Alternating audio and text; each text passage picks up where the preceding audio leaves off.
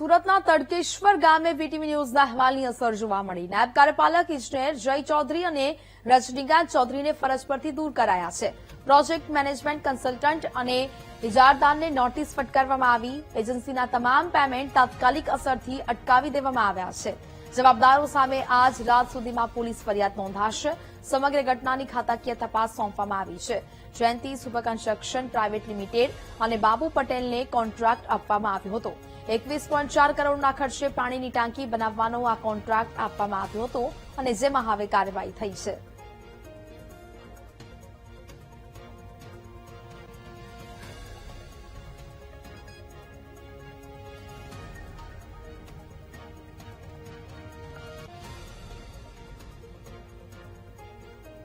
તો બે નાયબ કાર્યપાલક ઇજનેરને સસ્પેન્ડ કરી દેવામાં આવ્યા છે। ફરી એક વખત વીટીવી ન્યૂઝના અહેવાલની અસર છે તે અહીંયા જોવા મળી, જેને આધારે કાર્યવાહી કરવામાં આવી। સુરતના તડકેશ્વર ગામે આ ઘટના છે તે સામે આવી છે। સંવાદદાતા મેહુલ ફોન લાઈન પર જોડાયા છે। મેહુલ, સુરતના તડકેશ્વર ગામને લઈને વીટીવી ન્યૂઝ દ્વારા અહેવાલ પ્રસારિત કરવામાં આવ્યો હતો અને તેને આધારે હવે કાર્યવાહી થઈ છે, શું વિગત? બિલકુલથી વાત કરવામાં આવે તો વીટીવી ન્યૂઝ દ્વારા અહેવાલની અસર થઈ છે। ખાસ માંડવીના તડકેશ્વરમાં જે પાણીની ટાંકી ધરાશાયી થઈ હતી તેની અંદર રાજ્ય સરકારે હવે એક્શન મોડમાં આવી છે। નાયબ કાર્યપાલક ઇજનેર તથા કાર્યપાલક ઇજનેરને ફરજ પરથી દૂર કરવામાં આવ્યા છે અને સાથે જ પ્રોજેક્ટ મેનેજમેન્ટ કન્સલ્ટન્ટ અને જે ઇજારાદાર હતા તેમને નોટિસ ફટકારવામાં આવી છે। એજન્સીના તમામ જે પેમેન્ટ હતા તે અટકાવી દેવાનો નિર્ણય કરવામાં આવ્યો છે અને વળી જે પણ ઘટના સ્થળેથી તૂટેલી ટાંકીના નમૂના છે તે પણ એકત્ર કરી તપાસ માટે મોકલવામાં આવ્યા છે। સમગ્ર ઘટનાની ખાતાકીય તપાસ જે છે તે સોંપવામાં આવી છે અને ખાસ જવાબદાર વ્યક્તિઓ સામે આજ રાત સુધી પોલીસ ફરિયાદ પણ થશે। જયંતિ સુપર કન્સ્ટ્રક્શન પ્રાઇવેટ લિમિટેડ અને બાબુભાઈ અમરલાલ પટેલ જે છે તે આ બે અલગ અલગ એજન્સીઓ છે તેમને કોન્ટ્રાક્ટ આપવામાં આવ્યો હતો અને અમદાવાદથી mass planning and engineering private limited project management consultant તરીકે આ કામ સોંપવામાં આવ્યું હતું। કુલ 21 કરોડના ખર્ચે આ ટાંકી બનાવવામાં આવી હતી, જે પ્રથમ ટેસ્ટિંગમાં જ ધરાશાયી થઈ હતી અને ખાસ આ સમગ્ર ઘટનાક્રમનો અહેવાલ જે વીટીવી દર્શાવ્યો હતો તેની નોંધ રાજ્ય સરકારે લીધી છે અને હવે કાર્યવાહી જે છે તે કરવામાં આવી રહી છે। જી બિલકુલ મેહુલ, જાણકારી બદલ આપનો આભાર।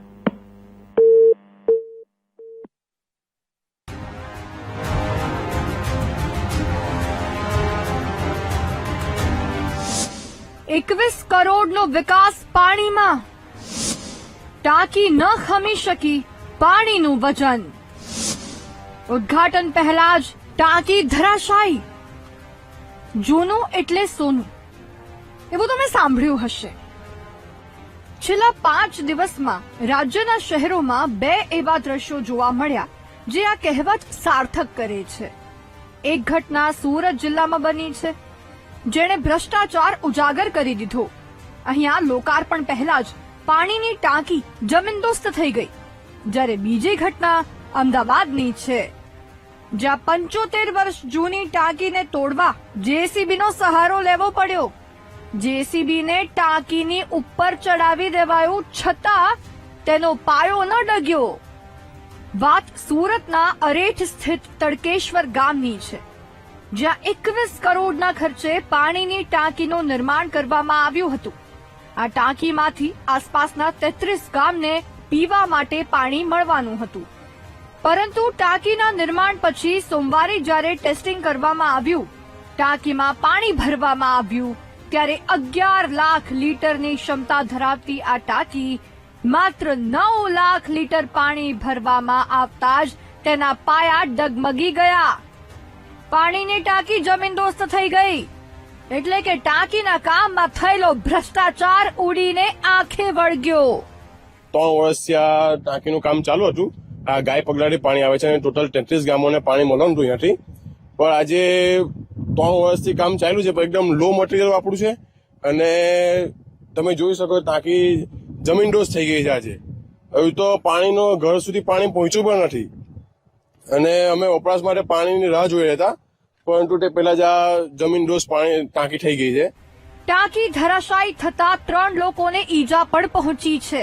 સદનસીબે કોઈ જાનહાનિ નથી થઈ, પરંતુ જ્યારે આ મુદ્દે અધિકારી સાથે વાત કરી તો સાંભળો તેઓ શું કહે છે। 21 કરોડના ટેન્ડર 21 કરોડના ખર્ચે આપણે જયંતિ સુપર એજન્સીને કામ આપવામાં આવેલું હતું. સતી જણાશે તો જે અમારા ટેન્ડરના નિયમ અનુસાર જે કાર્યવાહી થશે અમે ચોક્કસપણે કરશું. ગાય પગલા પ્રોજેક્ટમાં ટોટલ 33 ગામો છે. અહીંયા તડકેશ્વર ઝોનમાં આપણે 13 ગામમાંથી પાણી આપવાનું આયોજન હતું. એક પેલા મામલતદાર સાહેબના રિપોર્ટ પરથી એક બેન છે, એમને ખાલી માઇનોર પેલી પગમાં ફ્રેક્ચર એવું કંઈક થયું છે. સવાલ અહીં એ થાય છે કે શું જયંતિ સુપર એજન્સીએ હલકી ગુણવત્તાનું મટીરીયલ વાપર્યું હતું? 21 કરોડ રૂપિયાનો ખર્ચ શું આવી રીતે પાણીમાં જતો રહ્યો? શું તંત્ર દ્વારા કામગીરીનું કોઈ નિરીક્ષણ નહોતું કરાયું? ટેસ્ટિંગમાં જ ટાંકી ફેલ થઈ મોટી દુર્ઘટના ઘટી હોત તો? મુદ્દો અહીં ભ્રષ્ટાચારનો છે. કારણ કે કરોડો ખર્ચ્યા પછી પણ જો આવી રીતે પાણીની ટાંકી બનતાની સાથે જ ધ્વસ્ત થઈ જાય તો એક વખત આવી એજન્સીઓને કોન્ટ્રાક્ટ આપતા પહેલા ચોક્કસથી વિચારવાની જરૂર છે. નિર્મલ પટેલ, વીટીવી ન્યૂઝ, સુરત.